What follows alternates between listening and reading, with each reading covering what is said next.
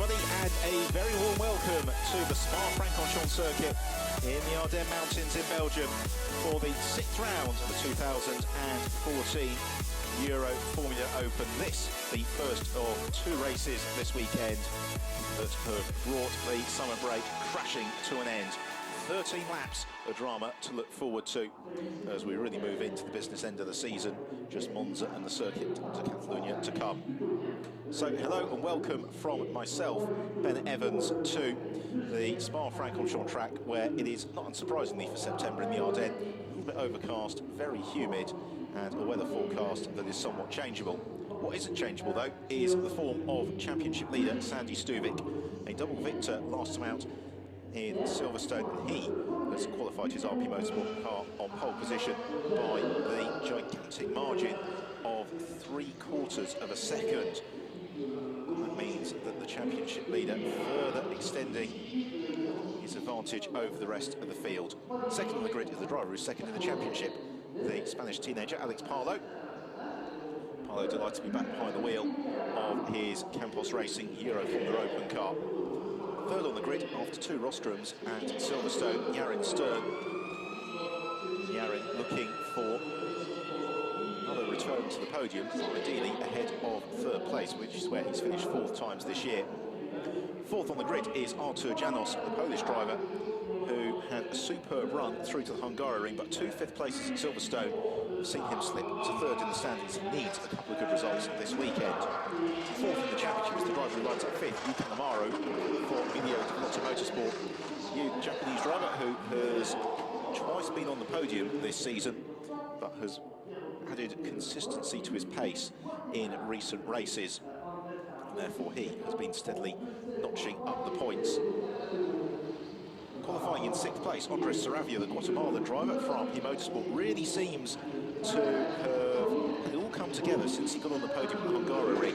He has had a couple of 6th places since then. 7th on the grid, a very warm welcome back to the Euroformula Open for Alexander Toril in the BELGIUM Motorsport car this weekend. 8th on the grid for Konstantin Tereshchenko, a driver who was here a few weeks ago in the GP3 Championship, became very well known for his exploits at a horrendous incident from which he was fortunate to escape. 9th on the grid then is John Simonyan, the Russian driver for RP Motorsport. Has had so much pace this year, but really needs to start converting it into a bit more consistency in the races and 1 or 2 fewer wayward moments.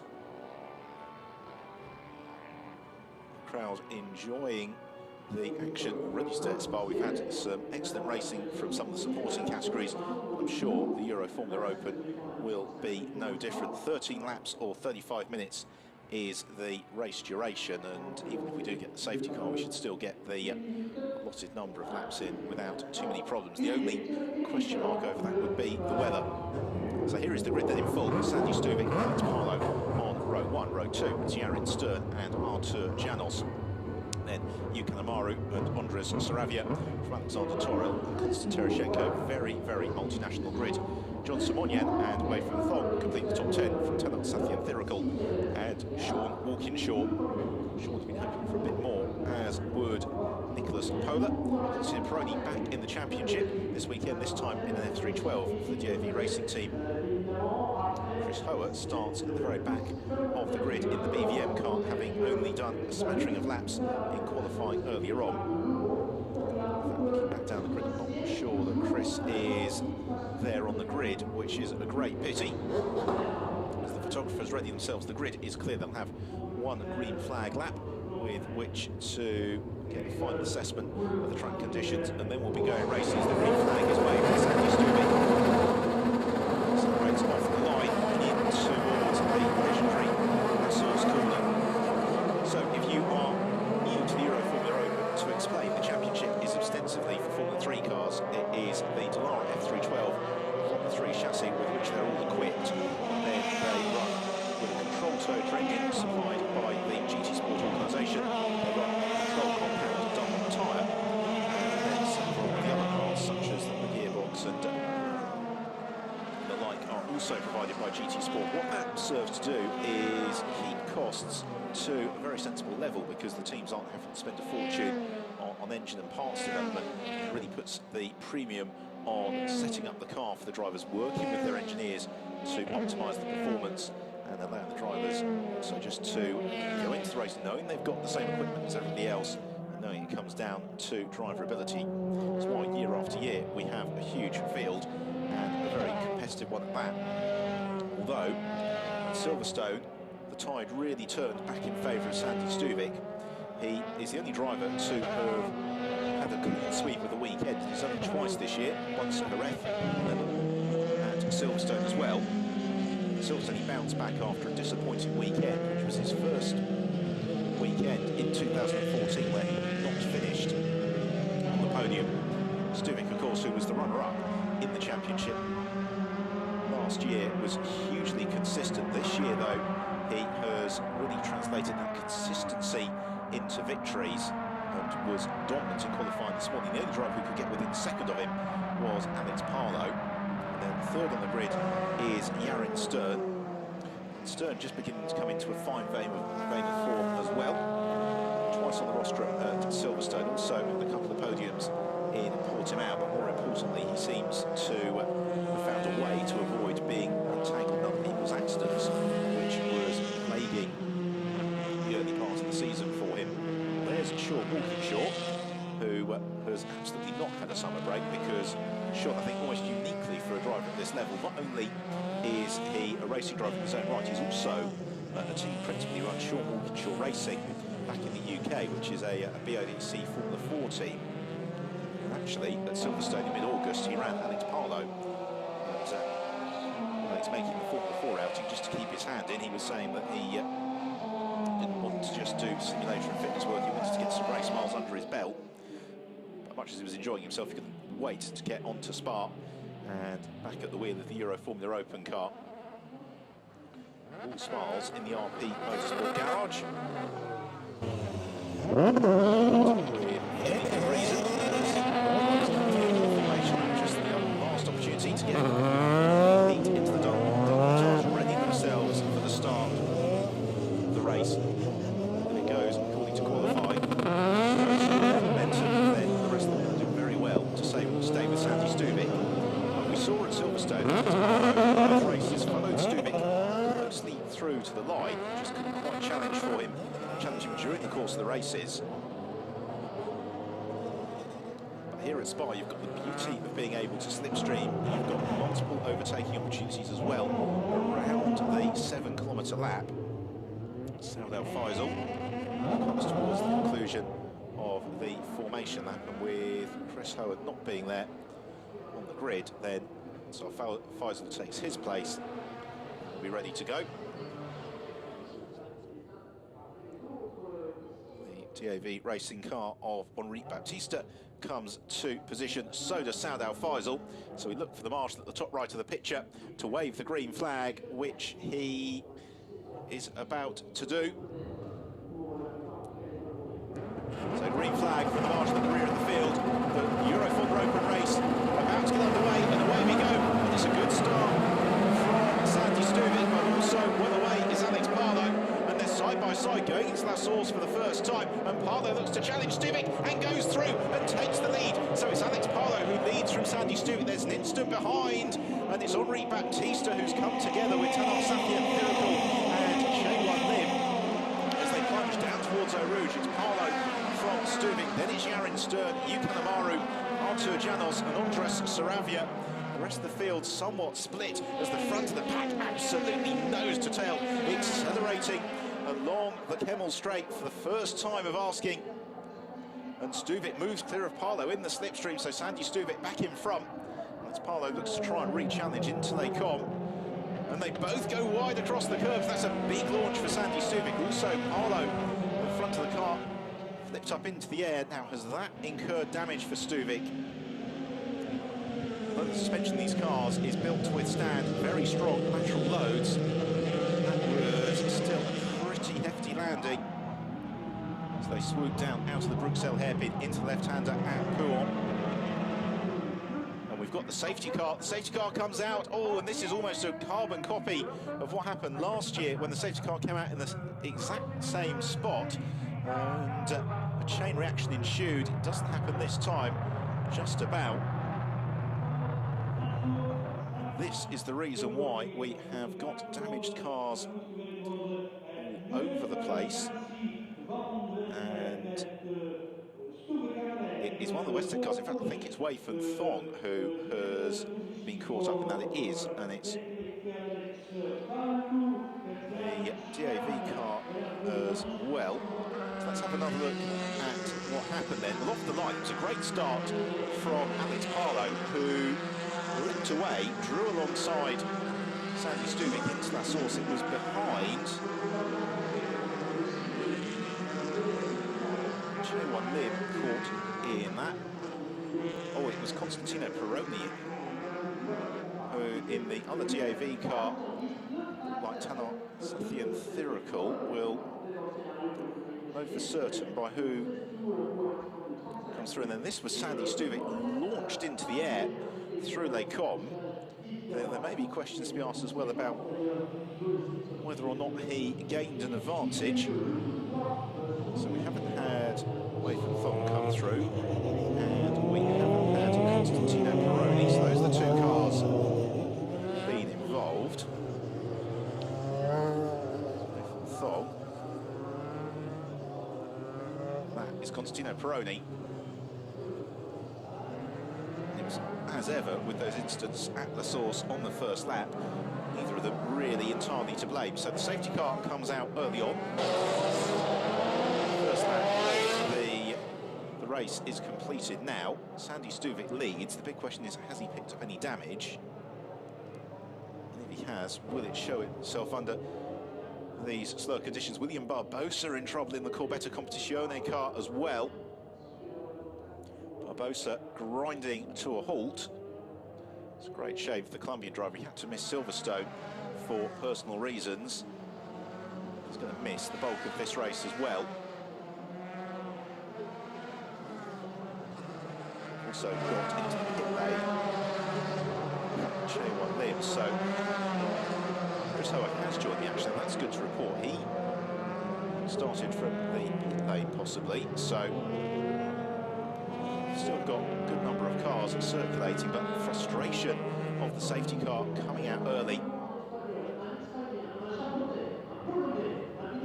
Cross team is giving the OK sign to Alex Parlow again. I suspect he'll have been on the radio saying, have I picked up damage? There's J1 Lim, who was one of the drivers involved in that incident at La Source. Did look to sustain a fairly big impact to the front of the car. So frustration for the Korean driver, who has been involved in more incidents than he'd have liked thus far in 2014. So Sandy Stuvik has taken the lead of the race. Parlow in second place, Yaron Stern in third, Yuka Amaro in fourth. Artur Janos then, the driver who lost out at the start, he slipped down into fifth. And then we've got Andres Saravia, Alexander Toril, driver who finished fifth in the championship last season.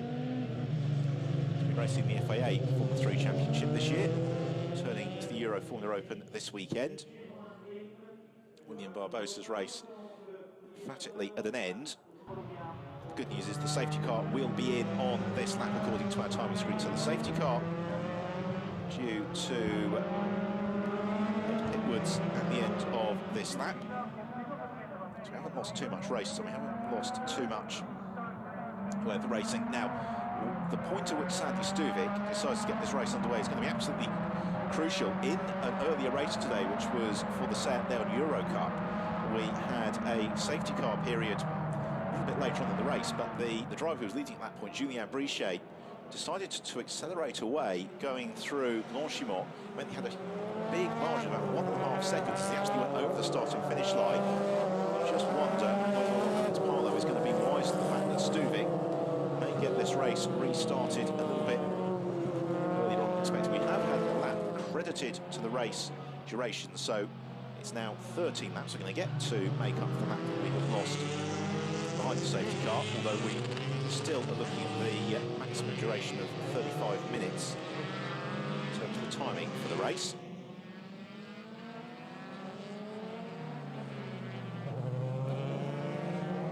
Just weaving around, getting a little bit of heat into to their Dunlop tyre.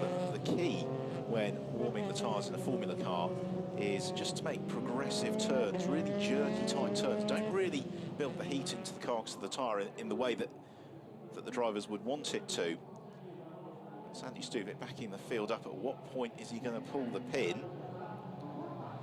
I suspect it would be at a point where Alex Parlow is at maximum wiggle, because that would give Stuvik the opportunity to take full advantage. That's exactly what happened. Stuvik goes now on the exit of Blanchimont, accelerating towards the bus stop chicane, and Parlow is wise to it. He stays with him. Likewise, Yu Kanemaru is looking to challenge Aaron Stern. I'm sure he can really do that before they get to the start and finish line. That was nice, smart driving from Alex Parlow. He knew exactly what Sandy Stuvik was planning to do. So now we go green. The race gets back underway. It's going to be the run down towards Les Combes. It's going to be critical, because on the first lap, the Parlow led out of Radion. It was Stuvik who led by the time they got to Les Combes. Snatch break there for Konstantin Tereshchenko. So he gets pressurised by Campos' teammate Sean Walkinshaw. Plunge downhill into Eau Rouge. Using the aerodynamic of the cars to absolutely maximum effect. And Parlow's got the run already on Sandy Stuvik as they accelerate onto the Kemmel Straight. And Parlow's going to have the inside line. It's the pair of them run absolutely wheel to wheel. And in fact, there might even be time for Stuvik to go back past Parlow by the time they get on the brakes for Les Combes. It's Parlow having absolutely none of it. Do they get the cars stopped in time? Yes, they do. And so now it's Parlow who's got the advantage from Stuvik, with Stern and Kanemaru not too far back either. Now this is what we would like to see, a four-way fight at the front of the Euroformula Open. Through the Bruxelles hairpin. Parlow running a good lap. In fact, he's opened up a couple of car lengths over Sandy Stuvik. I wonder if Stuvik has got any misalignment after the big leap over the curbs. It's not really showing itself thus far. If he has, then we've got Stern from Kanemaru, then two more RP cars in the form of Artur Janos and Andres Saravia. Saravia looking to really pile the pressure onto the Polish driver Artur Janos. Janos the yellow and black helmet, Saravia slightly lighter shaded helmets, the way you can tell them, and Janos way offline through Fagna, and that's surely going to give Saravia the opportunity to maybe challenge towards Stavolo. Doesn't really seem somewhat strangely to have lost Janos too badly. He's now going to have to maintain that advantage all the way back to the bus stop chicane for Andres Saravia, and Saravia right in the slipstream behind Artur Janos, and he's going to challenge into Blanchimont. Surely not. Andres Saravia draws alongside Artur Janos through the first left-hander into the second, and he makes the move stick. Brilliant stuff from Andres Saravia as Sandy Stuvik looks to challenge the race leader Alex Parlow into the bus stop chicane, and he forces his way through. Sandy Stuvik reclaims the lead of the race. So two lead changes on this first green flag lap, and it's now arguably advantage Parlow, because he is going to have the advantage of the slipstream behind Stuvik on the run down the Kemmel Straight, with Stern and Kanemaru in fairly close company. The orange helmeted figure of Alexander Torre at the wheel of the Emilio Delotto car. Look then at the move from Sandy Stuvik. Really clean between the pair of them, as it has been all season long. Out of Radion into the Kemmel Straight, and it's Stuvik who has to punch the hole through the air. He's got Parlow just in behind him, and Alex Parlow jinks out the slipstream almost immediately. Yarin Stern is there with intent as well, and Stern's going to try and dart to the inside of Sandy Stuvik into Les Combes as there's spots of rain appearing on the camera lens out on the far side of the circuit. It's going to add another dimension to the race as they come downhill into the Bruxelles hairpin. It's the white car of Alex Parlow who leads, the black and grey car of Sandy Stuvik, then the blue car, the lime green helmet of Yarin Stern, the all black car of Yu Kanemaru. As our timing screen tells us that the wet track has been declared here at Spa into Pouhon. It's double left-hander, but the drivers, when they're at the top of their game, will just be having a single turn of the steering wheel as the radius is quite favourable to Fagna. Parlow again trying to break clear of Sandy Stuvik. Yarin Stern can only really live with them in the slipstream from La Source to Eau Rouge. Again, Parlow maybe just finding deficit of grip. Oh, definitely the rain has come down much more heavily, even by the time the back half of the field had arrived at Les Combes. Nicholas Pola, Chris Hoer, and Henri Baptiste all having a big bump across the bollards. So Janos taking his turn. Try and challenge as again Sandy Stubik looks to line up the move. Alex Parlow into the bus stop chicane. This time though, it's better off it. He was able to reverse that early on, so he knows late in the race he can do it.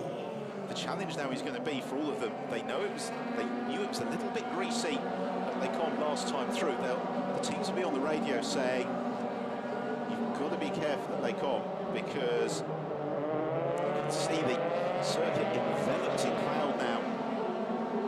As they plunge out of that source. We're on lap 5 of 14. This 11th race of the season in the Euroformula Open here at home of the Belgian Grand Prix at Spa-Francorchamps. Thank you for your company this afternoon.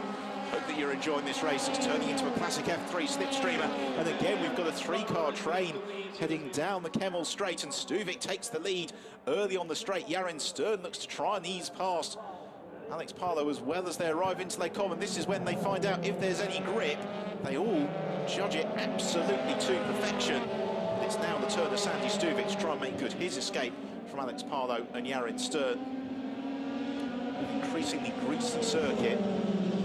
This is when the driver skill gets called absolutely to the fore, because each and every corner, as it starts to drizzle, becomes a voyage of discovery, and the grip and the reference points he had on the lap previously may well have gone, but this has been a super lap from Sandy Stubik. You can see how much he's already opened up the gap over Parlow.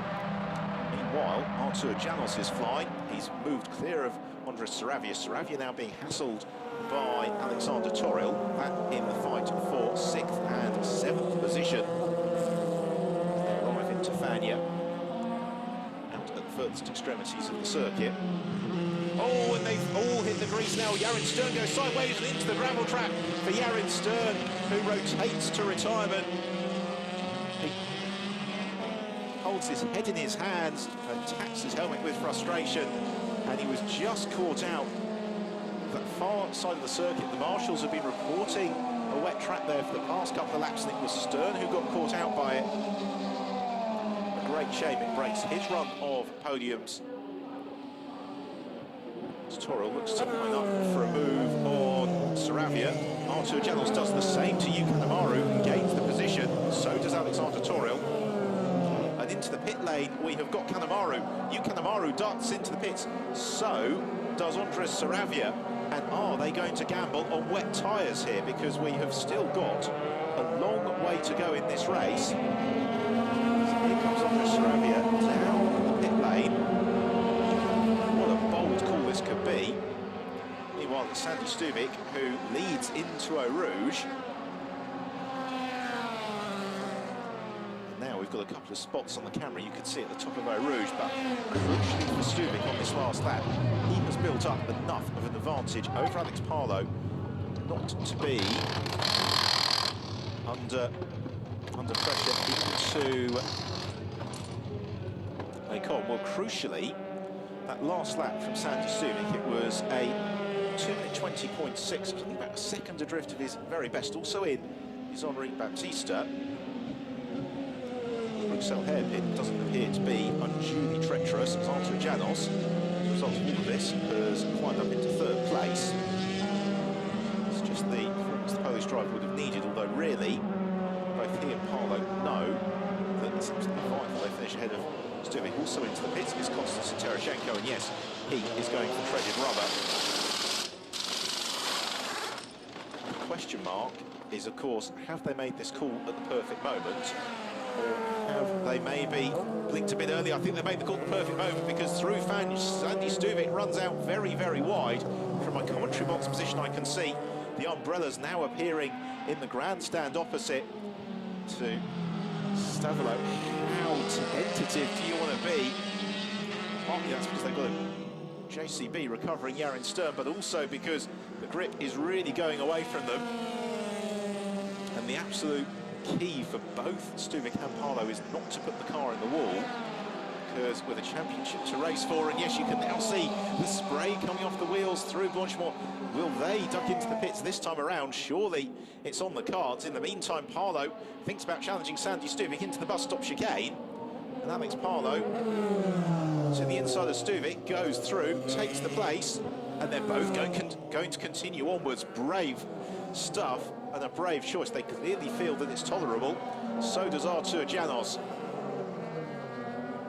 It's only, though, the Fania-Stavelo section where it's appreciably wet. Certainly, it's drizzling at La Source and over the pits, but it's psychological rain rather than condition altering rain. What about through Eau Rouge? Maximum commitment from both of them, even though it's a little bit slippery. Onto the Kemmel Straight, and Stuvik comes out of the slipstream of Alex Parlow, and Parlow may well say to Stuvik, that's fair enough, you lead the way and find out where it's slippery or not. Artur Janos has dropped back to a slightly distant third, and Stuvik says to Parlow, no, after you. He then decides he does want to take the lead through Les Combes. He does just that. Cannot express how well these two are driving to be racing with this ferocity on a circuit that is changing by the second. It takes an awful lot of bravery, it takes incredible agility of reflex and responsiveness to what the car's doing. A pair of them heading towards Pouhon. Artur Janos in third, John Simonyan and Alexander Torrell having a pretty ferocious scrap over fourth at present. It's going to be at the end of this lap when we're going to get a sense of, for the drivers who went for the wets, was it the right call? The last time around, by the way, for Sandy Stuvik, he was 6 seconds slower than his best. And that's interesting. Artur Janos into Fania, taking the wet line. That means it's the line away from the standard racing line, where all the grit and the marbles are on the track. It's where you might find a little bit more traction. And Parlow struggling on this lap. It's given Stuvik the opportunity to begin to break away. Sandy Stuvik having a much stronger lap this time. The question is whether or not either of them feel the conditions are sufficiently difficult to warrant a trip in for wet tyres. I have to say all credit to the race director as well for allowing them to keep racing, not throwing out the safety car. It's giving us some great entertainment. Really allowing these drivers to show off their skills. So Stuvik continues onwards, so does Parlow. Section from Fania through to Blanchimont. If the drivers can negotiate that, then the rest of the track at the moment is tolerable. Around the source then, and we are at half race distance, and it is Sandy Stuvik who leads. Alex Parlow is second, Artur Janos is third, John Simonyan is fourth, Alexander Torrell is fifth, Sean Walkinshaw sixth, Nicholas Pola seventh, Chris Ower is in 8th place. The real question though is what time are we going to see this on this lap from New Canamaru, who's and Andres Saravia, two of the quicker drivers who made that stop for the wet tyres.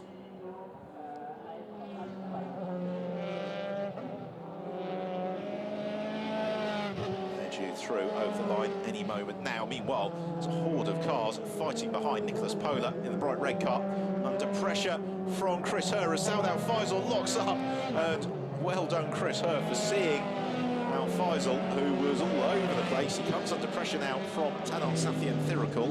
This is the fight for 6th, 7th, 8th, 9th and 10th. These drivers slightly less experienced in these Formula 3 Open cars, maybe two adventures. Al Faisal very late on the brakes, and Hoa saw him in the nick of time. Took evasive action in the BVM car. Another look at it. When you interlock wheels there, that often results in inversion. Right, so Yuka Namaru, on his first flight lap on wet tyres, offered us a 2:26, and that is versus a 2:23 from Sandy Stuvik last time around. Several seconds a lap quicker for that to start paying off over the next 7 laps, and for the conditions to worsen sufficiently to force Sandy Stuvik in. Stuvik, meanwhile, coming to the conclusion of another lap. And Stuvic's last lap was a 2 minutes 23.666, and he gets it all wrong on the bus stop chicane and runs out very, very wide. I was going to say that we'll see how it compares, as Stuvic, despite that huge moment, has still maintained his lead over Alex Parlow, and that's why, because Parlow did exactly the same thing as Sandy Stuvic, so both of them being caught out of the bus stop chicane. I think as the shower winds its way along the track. Meanwhile, Artur Janos has been caught here by John Simonyan, Alexander Toril, and the rest of them, Nicholas Pola and Chris Hoare, busy doing battle with each other. Despite those moments for Sandy Stuvic and Parlow, that was 2 minutes 24 and 2 minutes 25 respectively, that their pace on the slicks is still superior to that of the drivers that have gone for the wet tyre option. Hoare's got a good run here on German driver Nicholas Pola as they accelerate along the Kemmel Straight. The red car of Pola darts to the inside. Hoare draws alongside in the background and moves ahead well before the braking zone for Les Combes, which is very slippery and very treacherous. And Tanat Safian Thirikul was nowhere near to getting that corner complete, and he takes to the escape road. So also has done Sandy Stuvic a little bit earlier on in the lap, and Alexander Parlow, and Parlow. They'll have to be careful, these two, in relation to the track limits, because wet or otherwise, you've still got to respect those, and through Pouhon, the rain beginning to come down. That, relatively speaking, Parlow is closer to Stuvic than last time around. Through Fania. And every corner in the venture, because now at Stavelot, where that was at its most treacherous a few laps ago, it would appear to have dried off a little bit and is suddenly looking a little bit brighter. It's damp, but it's not raining further. As they get to the bus stop chicane and La Source, actually driving almost into the shower.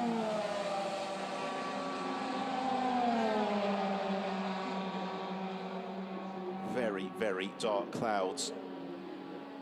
Not quite over the circuit, it's just a little bit beyond. It's quite breezy as well this afternoon. So the bus stop chicane, so treacherous a lap ago. This time around, both Stuvic and Parlow aware that it's slippery, but no worse than it was on the previous occasion. Across the line they come, and Sandy Stuvic, that time has he done a slower one, a 2 minutes 33, the same for Alex Parlow. This is the fight for third place, which seems to be involving pretty much the rest of the field at the moment, because Artur Janos has been reeled in by John Simonyan, and it's Toril. Great lap from Chris Hoare. That last lap has gained a couple of places, as now it's wet downhill towards Eau Rouge. That's going to make things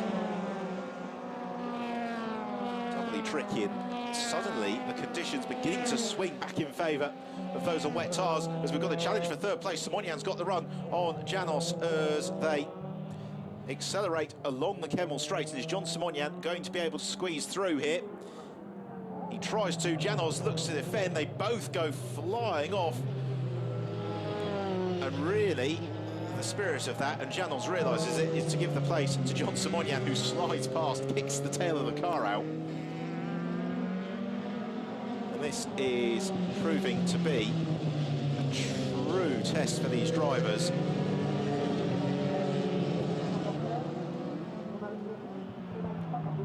Now there is pretty much exact parity between those on wet weather tyres and those on the slicks, because those on the wets have overexerted their rubber just a little bit before the track quite got wet enough, and that means they've actually lost the peak performance from those tyres. Meanwhile, Tanat Safian Thirikul looks to challenge Nicholas Pola and goes past him.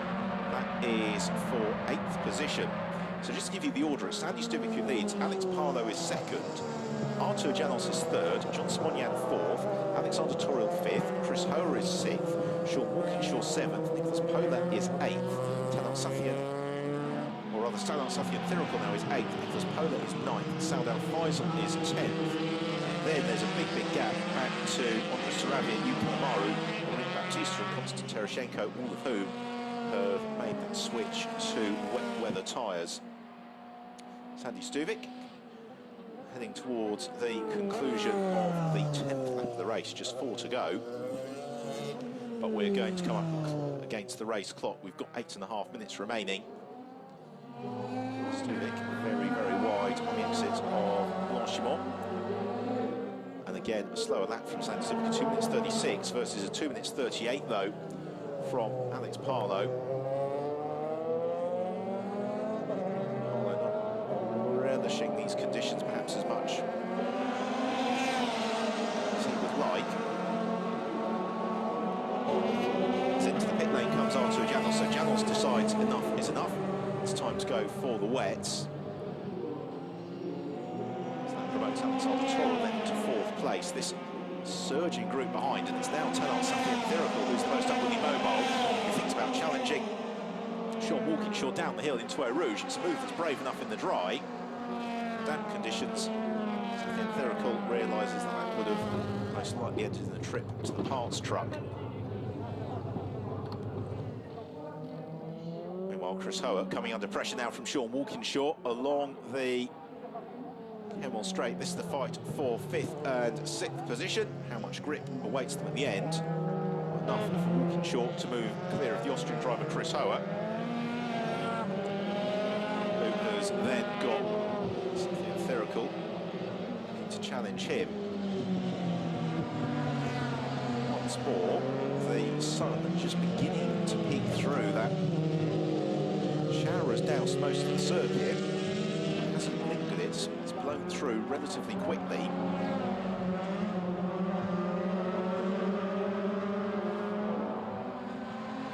4 laps remaining. Maybe the track is going to start thinking about drying out again. Certainly those on wets are going no quicker than those on slicks. It's the fight for 5th position, arrives into Fagnes. It's still very slippery, but the driver's able to fully exploit the amount of aerodynamic grip given to them through this Dallara F312 chassis, because traditionally speaking, Formula 3 cars have always had far more grip relative to the power available to them.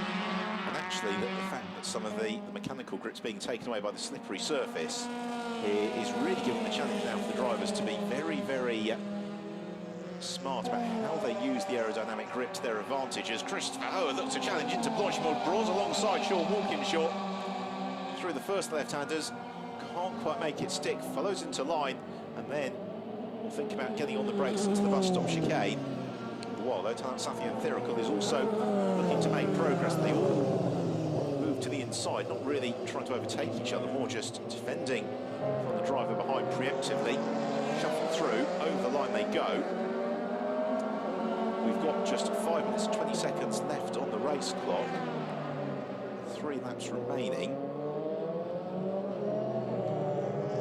It's going to be very close, actually, whether this goes to laps or time. Out front, Sandy Stuvik leads the way by fractionally over 7 seconds. John Simonian a further 10 seconds back. This is where the real fighting is. It's the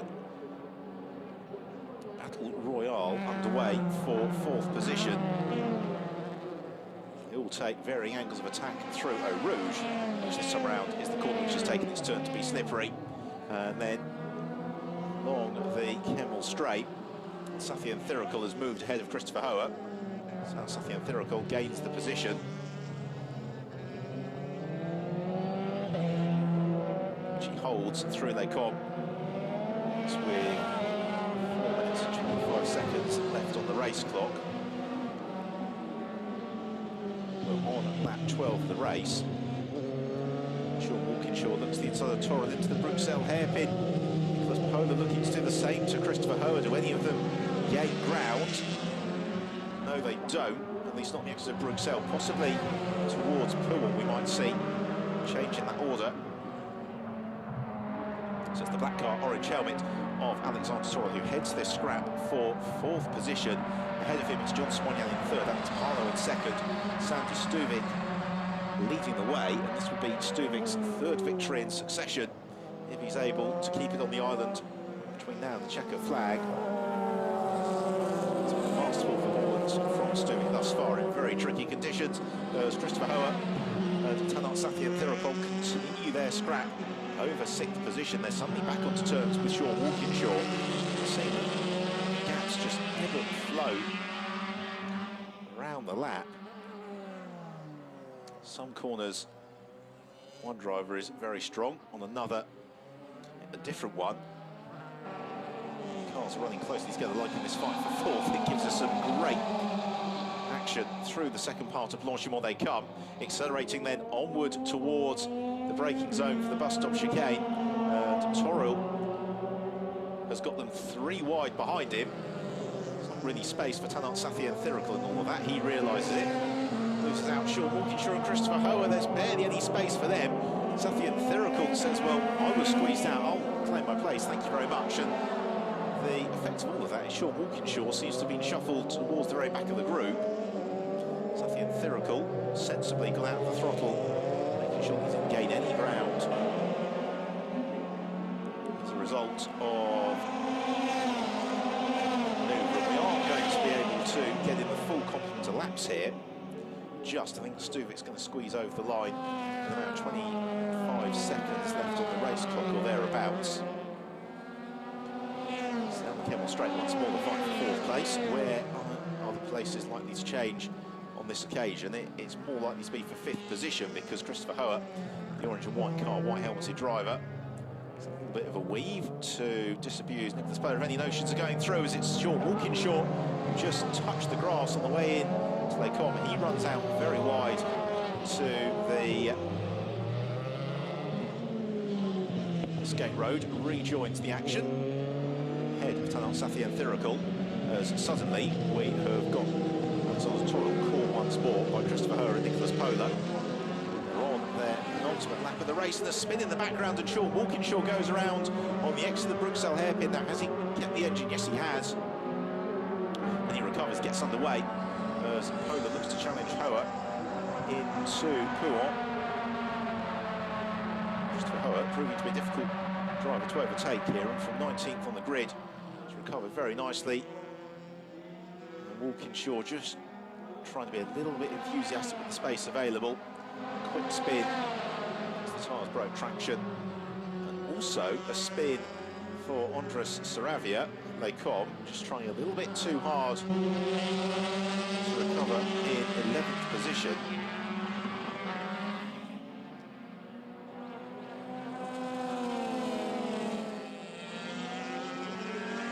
Here is a replay of the move from Christopher Hoa on Alexander Toril, up into 4th place then for Christopher Hoa. He is making excellent progress. I think John Simonyan, 5 or so seconds ahead. It's going to be a little bit too much to ask for on this last lap, particularly as Toril looks to re-challenge her as the pair of them go side by side to the bus stop chicane. Alexander Toril runs out wide, has to take the escape route back on. Passes Christopher Hoa, but he's going to wave him through. On the way towards La Source, Toril gives Christopher Hoa plenty of space to make that move stick, and their battle could resume. Out front, by the way, Sandy Stuvik is 11.5 seconds clear of Alex Parlow. Here is the race leader, Sandy Stuvik. This is going to be far from a victory lap from Stuvik. You can see how much he's seesawing at the steering wheel, having to work so hard to keep the car on the road. He has driven supremely well, Sandy Stuvik. Back into the 2-minute 20-second bracket. The fastest lap of the race was a 2-minute 18, set very early on from Artur Janos. So the fight for 4th swings back in favour of Alexander Toril as they pick their way now through a very sodden Les Combes. Still all finding the grip on this last lap of the race. Down into the Bruxelles hairpin. Let's take teammates. Tanat Sathyanthirapol, Nicholas Pola, busy doing battle. Trying to turn to Chris Hoa just up ahead. And Alexander Toril, they may catch John Simonyan on this last lap as well. Simonyan has had a pretty wretched first sector.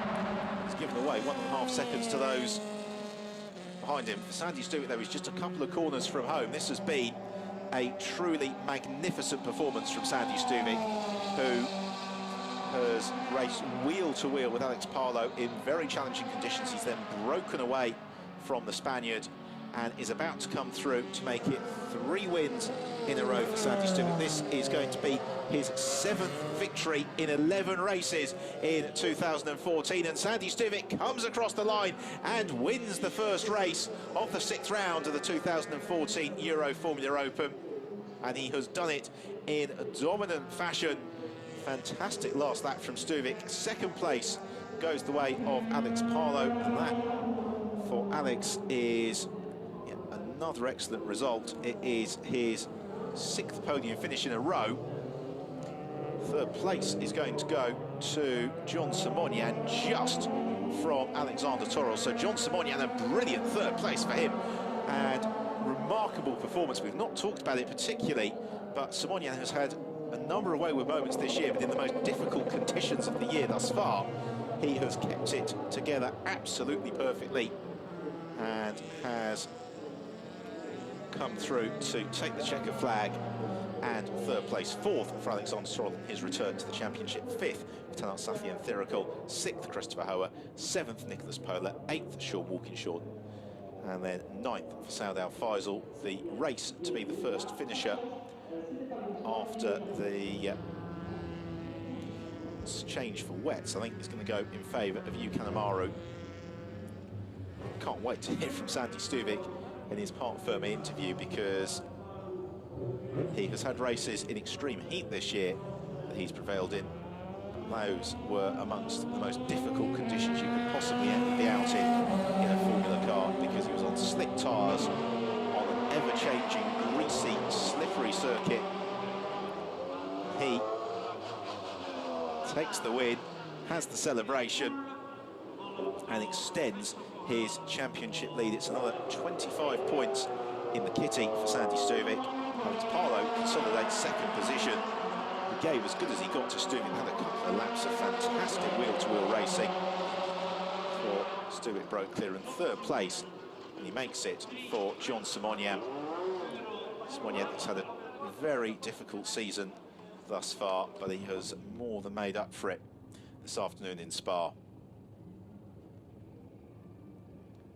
Thoroughly entertaining race, and let's have a look at the full results. So victory for Sandy Stuvik, 2nd place for Alex Palou, 3rd John Simonian, then Alexander Torrell, Tanat Sathyan Thirikul, Chris Hoa, Nicholas Pola, Sean Walkinshaw, Saud Al Faisal, Yu Kanemaru, the winner of the wet tyre race.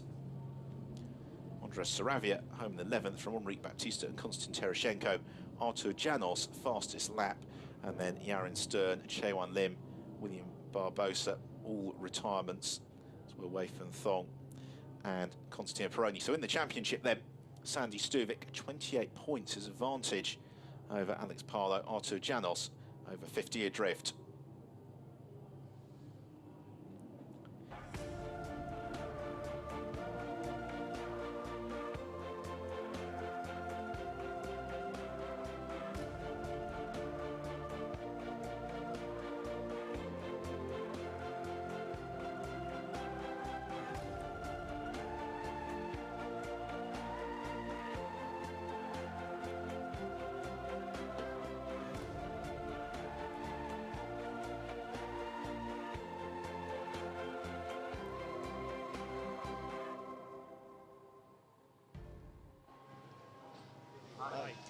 Sandy Stuvik, magnificent win in Spa. What a win today. Thank you. Yeah, the conditions were really tricky.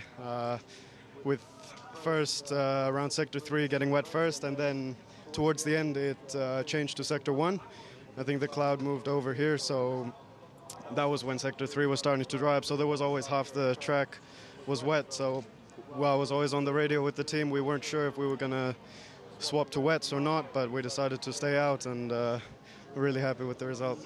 But clearly it was difficult, many times out of the track, and big fight with Alex, of course. Yeah, every race he surprises me. He's always there, always very consistent, and he's a very clean racer. So it's really a joy to race with Alex. But today we had a really good one in the beginning. and then I was happy to get some breathing space after. And now it's 7 wins, so the title is getting closer. It's getting closer, but Alex isn't making it easy, and Arthur will definitely be there in the races to come, so I think it'll go all the way down to the wire. For the time being, well done. Enjoy. Delighted Sandy Stuvik there with Alfredo Filippone. Let's have a look then at the highlights of what was a thrilling race. Well, off the line, it was Alex Parlow who got the jump on Sandy Stuvik and led into La Source for the first time, as they made it through cleanly. Behind, several others didn't.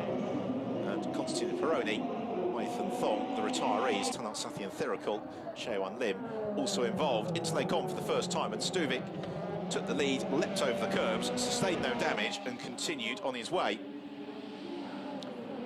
After the brief intrusion of a safety car, we were back racing, and Parlow and Stuvik going at it wheel to wheel. Just as we were getting set for a classic slipstreamer, the clouds moved in, the rain came down, and then the race became one of endurance. Despite that, we were still treated to some absolutely fantastic racing through the field, as 1 or 2 drivers took a gamble on wet tyres. Stuvik and Parlow remained on slicks throughout.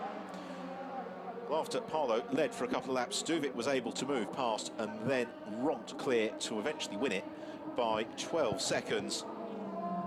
Nonetheless, it was great to see these 2 drivers racing wheel to wheel very cleanly, very competitively. Sandy Stuvik, 7 victories now in 2014. He is getting ever closer to the Euroformula Open crown. Alex Parlow, though, as he keeps notching up the second places, he drops away from Stuvik, but not by much. All it would take is a bad day for Stuvik, and Parlow would be very much back into the championship mix. Debut Euroformula Open podium for John Swanyan after a mature and beautifully judged drive. It's an opportunity for the spectators to refuel and dry out. The driver's about to be announced up onto the legendary Spa Rostrum, and this is always a real thrill for the drivers in the Euroformula Open, the opportunity to stand on the same podium that the drivers in Formula 1 against whom they want to compete against in a couple of years' time were just a couple of weeks previously. So the LP Motorsport squad strolling to the foot of the podium. Handshakes all around.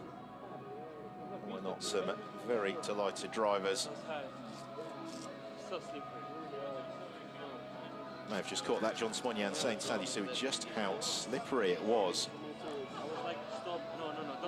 All credit to the drivers. We lost Jaron Stern to a spin just as the circuit started to dampen. Otherwise, it was, despite the intensities on the battling, an instant-free race in terms of contact with anything solid, be it barriers or other cars. So, first of all, on to the third step of the podium. Congratulations to John Swanyan, his career best result in the Euroformula Open. And really, vindication for all the pace he's shown this year. It finally comes together with a podium for him. Second place then for Alex Parlow, and that is his 6th podium in a row. It is his 9th podium in 11 races. And then Sandy Stuvik, 7 victories. He extends his championship lead, and he has now won the last 3 races in the Euroformula Open. And for RP Motorsport, yet another triumph in 2014. They have won 9 of 11.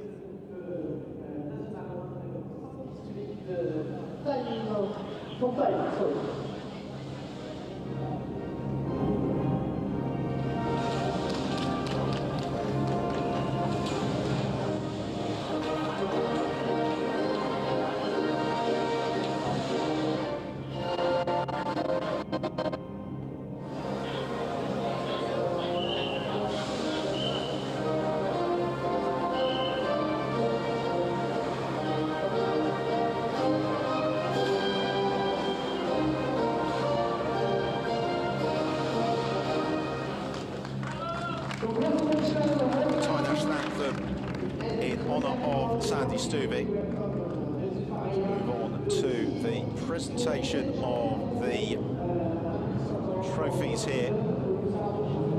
The first of the weekend's Euroformula Open races. So first of all, in third place for John Simonian. Great moment for him after what had been a pretty difficult season coming up to the summer break. A very well-deserved result. Jesus Pereira, principal of the GT Sport organisation, presenting the second place trophy. Alex Parlow, another winner's trophy for Sandy Stuvik, and the same for RP Motorsport. Well, the second race of the weekend gets underway at midday Central European time tomorrow. If you're joining us from the UK, that's 11 o'clock, so plenty of time to watch that before I'll turn your attention to Monza later on in the afternoon.